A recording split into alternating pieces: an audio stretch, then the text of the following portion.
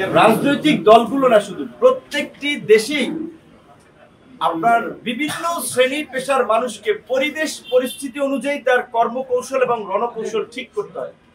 রাজনীতিতে কিংবা দেশের পরিস্থিতিতে বিভিন্ন ধরনের মেরুকরণ হচ্ছে, বিভিন্ন ঘটনা ঘটছে, তার প্রেক্ষাপটে আমাদের অবস্থারও পরিবর্তন হতেই পারে, এটা স্বাভাবিক। সরকারের অবস্থানটা দেখেন, সরকার শুরুর দিকে বলেছিল কিন্তু যে তারা ডিসেম্বর থেকে জুনের মধ্যে এই জাতীয় নির্বাচন দেবে। সেইখান থেকে সরকার আবার রাজনৈতিক দলগুলোর সাথে আলাপ আলোচনা সাপেক্ষে তারা আবার বলেছে এপ্রিলে নির্বাচন দেবে। আবার তারা বাংলাদেশে একটি প্রধান রাজনৈতিক দল তার শীর্ষ নেতার সাথে দেশের বাইরে মিটিং করে বলেছেন ফেব্রুয়ারিতে যদি বিচার এবং সংস্কারকে এগিয়ে নেওয়া যায় নির্বাচন দিবেন।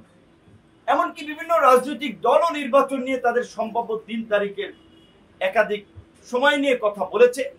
আমরাও বলেছি যে সরকারের পক্ষে যদি সম্ভব হয় পরিবেশকে গুছিয়ে আনা, সংস্কারকে এগিয়ে আনা, বিচারিক প্রক্রিয়ায় অগ্রগতি করা, তাহলে তারা ডিসেম্বরে নির্বাচন দেখ, জানুয়ারিতে দেখ, ফেব্রুয়ারি দেখ, সেটা নিয়ে আমাদের কোনো রিজার্ভেশন নাই। কিন্তু আমরা মনে করি যে নির্বাচনের আগে বিচার এবং সংস্কারের একটা দৃশ্যমান অগ্রগতি দরকার। তো এই যে গত কয়েকদিন ধরে সংস্কার কমিশনে আলাপ আলোচনা হচ্ছে, আপনারা তো দেখছেন একই বিষয় নিয়ে একাধিকবার দফায় দফায় আলোচনা হচ্ছে। কোন রাজনৈতিক দল তো এটা তার লাগবে, কোন রাজনৈতিক দল এটা না হলে তারা সংস্কার মানবে না। বিভিন্ন ধরনের চাপ এবং প্রেক্ষাপটের কারণে ঐক্যমত্য কমিশনও কিন্তু তার জায়গা থেকে সরে আসছে।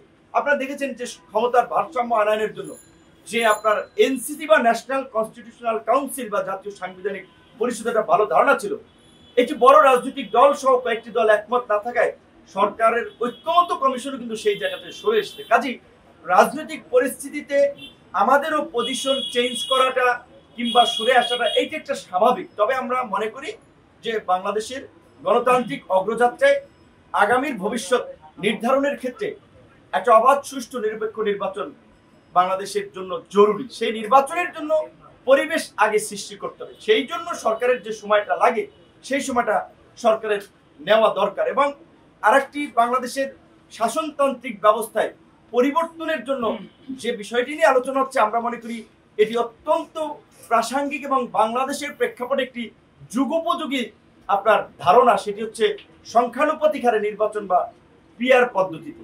এখন আমাদের দল 2021 সালে যখন আমরা ঘোষণা করি বা দল যখন প্রতিষ্ঠিত হয়, তখনই এই দলের ঘোষণাপত্রে 21 দফা কর্মসূচিতে ছিল যে ভারসাম্যপূর্ণ সংসদের জন্য আমরা আনুপাতিক হারে নির্বাচন চাই এবং দ্বিকক্ষ বিশিষ্ট সংসদ চাই। এখন এইটা আমাদের দলের পজিশন। এখন দেখা যায় বাংলাদেশের স্বাভাবিকভাবে একটি বড় রাজনৈতিক দল সহ তাদের অনেক মিত্ররা পিআর পদ্ধতি চায় না, তাহলে এখন আমি চাইলে তো হবে না।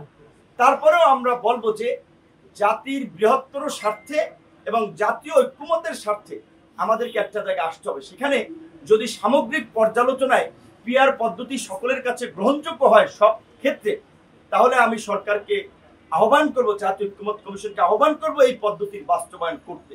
আর যদি পুরো প্রক্রিয়ায় সংখ্যানুপাতিক নির্বাচন কিংবা পিআর পদ্ধতির প্রয়োগ সম্ভব না হলেও যেই আলোচনাটি হচ্ছে, অন্তত একটা জায়গা আমাদেরকে যেতে হবে। সেটি হচ্ছে যে অনেক দল বলছে যে সংসদ দ্বিকক্ষ বিশিষ্ট সংসদের অন্তত উচ্চকক্ষে পিআর। তো এখন ওই যে ধরেন আমরা 100 ভাগ চাইলাম, 100 ভাগ না পাইলাম, 80 ভাগ, 70 ভাগ, 50 ভাগ পাইলেও তো আমরা মনে করবো যে এই গণ অভ্যুত্থানের অংশীজন হিসেবে এই গণ অভ্যুত্থানের প্রেক্ষাপট তৈরিতে আমাদের যে ভূমিকা, তার প্রতি সরকার এবং ঐক্যমত্য কমিশন সম্মান দেখেছে। সেই জায়গা থেকে আমাদের একটা সমর্থন থাকবে। পাশাপাশি বাকি দলগুলোরও কিন্তু মতামত এবং অবস্থান থাকতে হবে যে তারা কি পুরোটা পিআর চাচ্ছে নাকি শুধু উচ্চকক্ষে পিআর। সেইটি আসলে রাজনৈতিক ঐক্যমতের ভিত্তিতেই ফাইনালি সিদ্ধান্তটা নিতে হবে। তবে ওই যে বাংলাদেশে যে আধিপত্য বিস্তার, দখলবাজি, চাঁদাবাজি, পেশি শক্তির যে রাজনীতি, এলাকা নিয়ন্ত্রণের যে রাজনীতি, পিআর পদ্ধতিতে নির্বাচন হলে এই অপরাজনীতি অটোমেটিক্যালি মুছে যাবে, এই অপরাজনীতির কবর রচিত হবে। সেই ক্ষেত্রে তো অনেকে যাবে না। পিআর পদ্ধতিতে যদি নির্বাচন হয় আধিপত্য বিস্তার থাকবে না।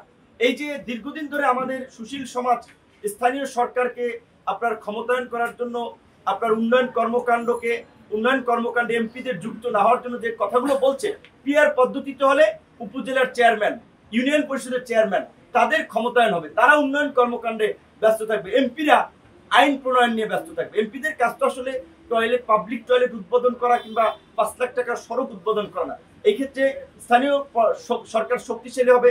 পিয়ার পদ্ধতিতে নির্বাচনের আমাদের যে কেন্দ্র দখল, সিল মেরে একজনে কেন্দ্র দখল করে জিততে চাওয়ার প্রবণতা, এইটা থাকবে না। হানাহানি মারামারি রাজনীতি থাকবে না। তারপর নির্বাচনে যে কালো টাকার প্রভাব, ভোট কেনা, কে এমপি হবে এটা তো কেউ জানবে না, কাজেই কালো টাকার প্রভাব থাকবে না। পিয়ার পদ্ধতিতে সুবিধা, এই অসুবিধা দু একটা হলেও অনেকগুলো সুবিধা আছে। সবাই বিবেচনা করুক। আমরা ইস্যুটা তুলেছি, অন্যান্য দলও এটার সাথে আছে। সবাই আলাপ আলোচনার প্রেক্ষাপটে যে সিদ্ধান্ত হয় আমরা সেটা দিয়ে আনবো।